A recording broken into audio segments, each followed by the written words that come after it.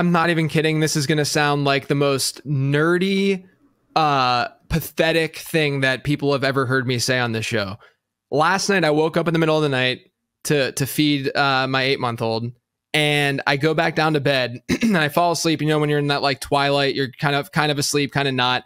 And I woke up and I had this thought of, and I haven't researched this in particular enough, but this is the general idea. And this is me just kind of flowing off my dome right here because I haven't really put this together coherently yet. So I'll try my best. But one of the things I thought about was, we know that the elite quarterbacks hypothetically are going to give you an advantage, right? Going into the season, we have a good feel for those top 3, top 4 guys, maybe even top 6 guys.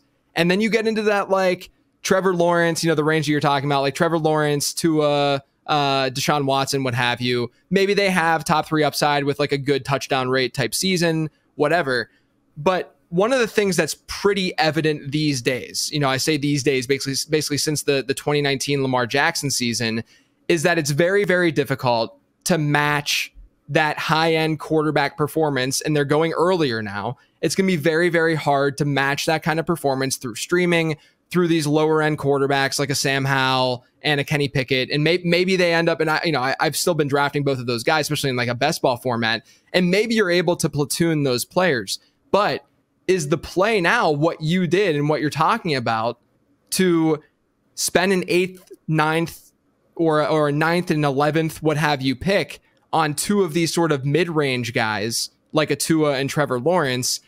They both maybe have, again, that high ceiling with a crazy touchdown rate season. But what you're doing also is saying, I know that on a weekly basis, these guys have the true ability to have predictable elite outcomes, right? Whereas we can feel okay enough about Sam Howell, Kenny Pickett, but are we going to feel so supremely confident until maybe the back half of this season to plug and play them and say, yeah, they're going to score 25 fantasy points this week. Like that's in their range of outcomes, Whereas right away, we know that's in the range of outcomes for a guy like Tua and Trevor Lawrence. And so what I'm basically getting at here is do you think that there's a possibility that the optimal look, the optimal strategy will end up being, and this is more of a managed league thing, not really a best ball thing, but will it end up being platooning 2 lower end QB1s, maybe a higher end QB2, and me, an idiot, sitting here saying, yeah, you don't really need to reach for Dak Prescott or something when you know that you can get replaceable production,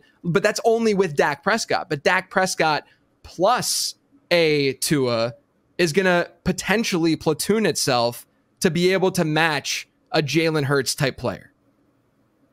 I think that's completely the case.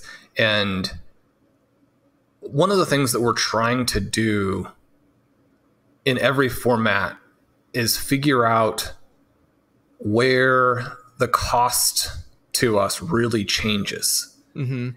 And maybe the number one thing that I try and really make sure that I do in drafts and am aware of as I'm drafting is, again, this idea of don't try and address positional issues, especially in redraft, where you are actually mostly focused on how your starting lineup's going to work, and then you have waivers. But figure out where there are these huge tier breaks and where the price considerations are so different. And if there's a way to attack a certain position because of that, then do it. Yeah. And so you get some of that at QB. And one of the things that I think is interesting, you think about some of the big tournaments, for example, where the elite QB still go early, but then that second tier gets pushed way down. Mm-hmm. I think it's tempting to think if you get a great price on a QB who's actually still pretty good, that you want to take that and make that the play. But if you get 2 of the guys there, then, like you said, you have this optionality where the matchup-based play is a huge benefit, but there's also at least that slight chance. When you have 2 guys, you've got twice the chance that the player breaks out and has this magical season. And sometimes even within the course of a season, it's not that evident that the next game is going to just follow on the previous one, that the scoring's going to keep coming. Yeah. But sometimes the structural things within the team, maybe what their defense is, how their receivers are clicking, how the coach is calling the plays in that year before the defenses evolve and catch up to them, it is actually pretty clear that you're probably going to continue to get those big games, in which case having the 2 shots at it is very meaningful.